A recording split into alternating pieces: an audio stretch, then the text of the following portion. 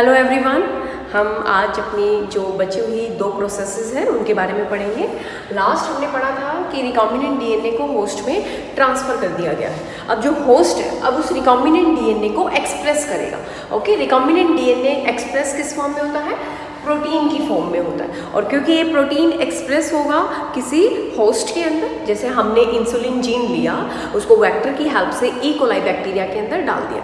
अब E coli bacteria का तो वो जीन नहीं है जिसको वो एक्सप्रेस करे, बट ये ई कोलाई किसी और फॉरेन जीन को अपने अंदर एक्सप्रेस करेगा प्रोटीन की फॉर्म में। तो जो ई कोलाई यहाँ पर होगा, जो होस्ट होता है बेटा, उसको हम बोलते हैं हेट्रोलोगस होस्ट, जिसके अंदर प्रोटीन एक्सप्रेस हुआ है। इसको हम बोलते हैं रिकॉम्बिनेंट प्रोटीन।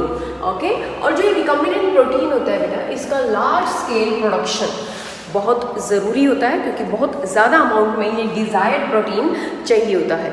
स्मॉल स्केल पर प्रोडक्शन भी कर सकते हैं लैबोरेटरीज में, कल्चर मीडियम के अंदर इसको ग्रो करा करके। ठीक है, तो लार्ज स्केल पर हम क्या करते हैं? लार्ज स्केल पर प्रोडक्शन के लिए हमारे पास बड़ी बड़ी मशीन्स होती हैं, जिनको हम बोलते हैं बायोरिएक्टर्स या फर्मेंटर्स भी बोल सकते हैं। ये बायोरिएक्टर्स जो होते हैं, ये 100 to 1000 litre of cultures medium को प्रोसेस करा सकते हैं, तो इसलिए हम इन फर्मेंटर्स का यूज़ करते हैं। तो हमें लार्ज क्वांटिटी में हमारा डिज़ायर्ड प्रोडक्ट मिल जाएगा। ये रिएक्टर्स रॉ मटेरियल्स को कन्वर्ट कर देते हैं स्पेसिफिक प्रोडक्ट में। ठीक है, रॉ मटेरियल, जो भी हमारा रॉ मटेरियल होगा उसको ये कन्वर्ट कर देंगे स्पेसिफिक प्रोडक्ट जो भी हम चाहते हैं, by using microbial plants, animals और इवन इंडिविजुअल सेल्स। ठीक है, तो अभी हम देख लेते हैं बायोरिएक्टर की पूरी प्रोसेस, कैसे बायोरिएक्टर कन्वर्ट करता है डिज़ायर्ड प्रोडक्ट में। तो बायोरिएक्टर के अंदर बेटा स्पेशल ऑप्टिमम ग्रोथ कंडीशंस होती हैं। ग्रोथ कंडीशंस जो किसी भी प्रोडक्ट के बनने के लिए ज़रूरी होती है, जैसे स्पेसिफिक पीएच, टेम्परेचर, इसके अंदर वाइटामिन, ऑक्सीजन, सॉल्ट, सब चीज़ें कंट्रोल होती हैं, रेगुलेट होती हैं। तो it provide the optimum conditions to obtain the specific products. तो यहाँ पर ये बायोरिएक्टर है। जो बायोरिएक्टर हम यूज़ करते हैं specially, it is of steering type. ठीक है, स्टीयरिंग टाइप बायोरिएक्टर का हम यूज़ करते हैं। ये जो हमने यहाँ बायोरिएक्टर बनाया हुआ है, it is the simple steered tank bioreactor. Okay, it is the simple steered tank bioreactor.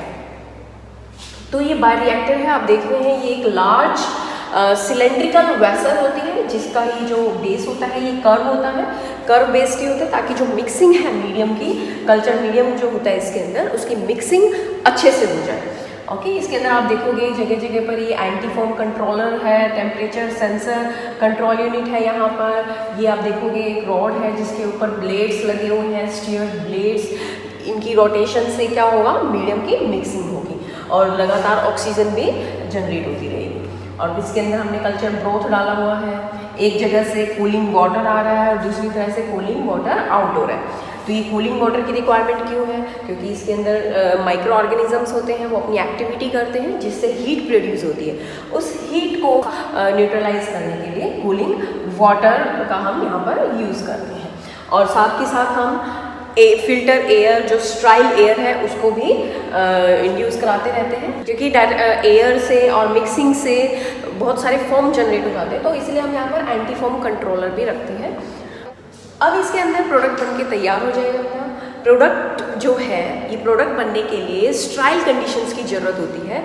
स्ट्राइल condition होगी तभी जो प्रोडक्ट है वो डिज़ायरेबल होगा, अदरवाइज वो कंटेमिनेट हो सकता है।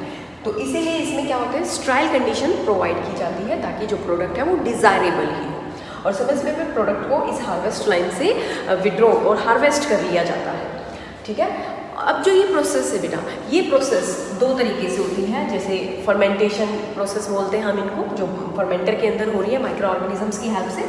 तो 2 तरीके से ये फर्मेंटेशन होती है। एक तो होती है बैच फर्मेंटेशन। बैच फर्मेंटेशन में क्या होता है, जो एक क्लोज्ड सिस्टम के अंदर होती है, जैसे ये है, ये पूरा एक क्लोज्ड वेसल है जिसके अंदर हमने एक बार न्यूट्रिएंट मीडियम डाल दिया। अब इसके अंदर जब ये प्रोसेस शुरू हो जाएगी तो हम इसके अंदर और मीडियम नहीं डाल सकते।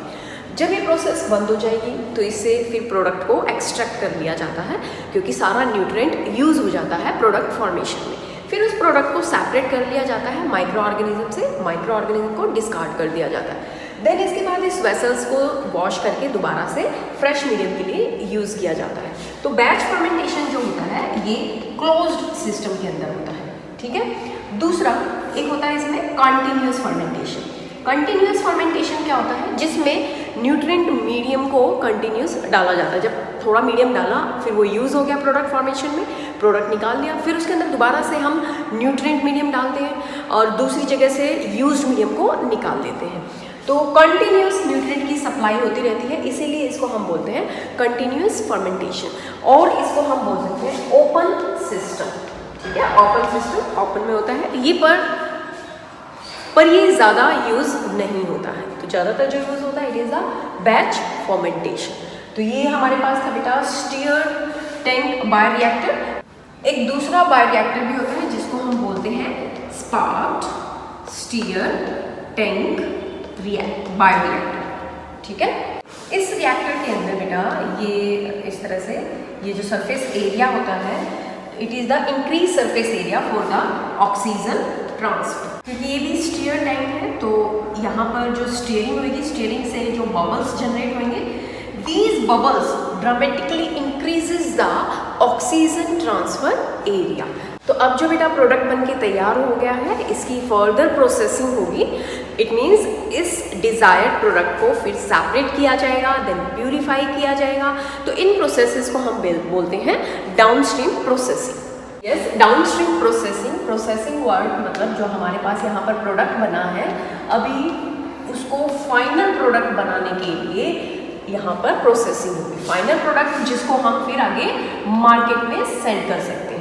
तो मार्केट में भेजने से पहले इस प्रोडक्ट को सेपरेट किया जाएगा, ठीक है, सेपरेशन प्रोसेस, देन प्यूरिफाई किया जाएगा, प्यूरिफिकेशन, एंड देन इसके अंदर ऐड किए जाएंगे preservatives according to the products, ठीक है। अगर ये कोई ड्रग तैयार की है एज अ प्रोडक्ट, तो इसको क्लिनिकल ट्रायल के लिए भी भेजा जाता है। देन इसके बाद इसकी टेस्टिंग होती है, ठीक है, ऑर्गेनिजम्स पर। अगर ये सक्सेसफुल हो जाता है, देन इसको मार्केट के अंदर भेज दिया जाता है। तो डाउनस्ट्रीम प्रोसेसिंग बेटा लास्ट स्टेप था ये रिकॉम्बिनेंट डीएनए टेक्नोलॉजी का। तो हमने देखा इतने सारे स्टेप करने के बाद हमें लास्ट में अपना डिज़ायरेबल प्रोडक्ट मिल जाता है। It is only possible by the recombinant DNA technology. Okay, तो यहाँ पर हमारा चैप्टर फिनिश हो जाता है। तो नेक्स्ट चैप्टर में हम बायोटेक्नोलॉजी की बहुत सारी एप्लीकेशंस के बारे में पढ़ेंगे कि बायोटेक्नोलॉजी मेडिकल फील्ड में, एग्रीकल्चर फील्ड में, इंडस्ट्रियल फील्ड में कैसे हेल्पफुल है।